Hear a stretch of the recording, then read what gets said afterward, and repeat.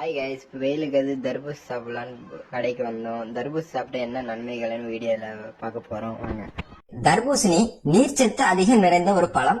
இது ஒரு வெள்ளரி இனத்தை சேர்ந்தது. தர்பூசணிய வாட்டர்மெலான், குமட்டி பழம், தர்பீஸ் என பல பெயர்களை இது அழைக்கிறாங்க. தர்பூசணின்னு சொன்ன உடனே ஏதோ கோடை காலத்துல ஏற்படக்கூடிய வெயிலின் தாக்கத்தை மட்டும் தணிக்கக்கூடிய ஒரு பழம் வெறுமனே சொல்லிவிட்டு போக முடியாது. அதுல ஏராளமான சத்துக்கள் நிறைந்திருக்கு. குறிப்பா தர்பூசணியில இரும்பு சத்து அதிகமா இருக்கு.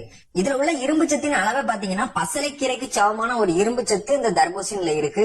அது மட்டும் இல்லாம vitamin A, C, B1, B6 மற்றும் பொட்டாசியம், மெக்னீசியம் போன்ற தாது உப்புக்களும் நிறைந்த ஒரு பழம் இந்த தர்பூசணி.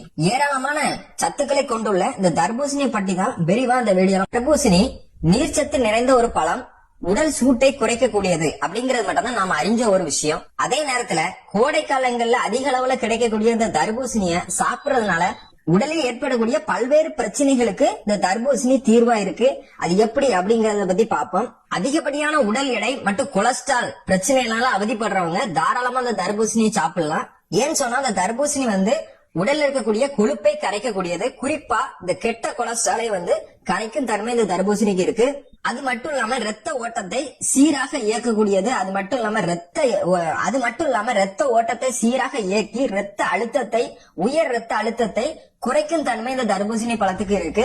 பிபி பிரச்சனைனால அவதிப்படுறவங்களும் தாராளமா இந்த தர்பூசணி சாப்பிட்டு வரலாம். நல்ல பலனை கொடுக்கக்கூடியது இந்த தர்பூசணி. அது மட்டும் இல்லாம ரத்த நாளங்களுக்குள்ள இருக்கக்கூடிய அழுக்குகளை நீக்கும் பணியையும் இந்த தர்பூசணி செய்கிறது.